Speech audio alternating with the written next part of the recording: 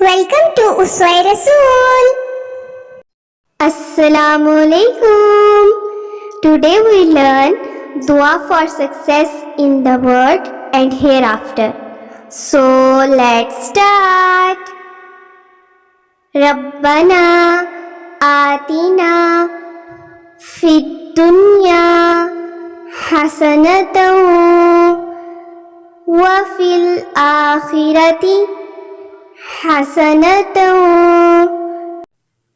wa qina azaban nar. Rabbana atina fid dunya hasanatan wa fil akhirati hasanatan wa qina azaban nar. Our Lord, give us in this world that which is good, and in the hereafter that which is good, and save us from the torment of fire. Amen. Add this dua in your daily life and don't forget to like, share and subscribe.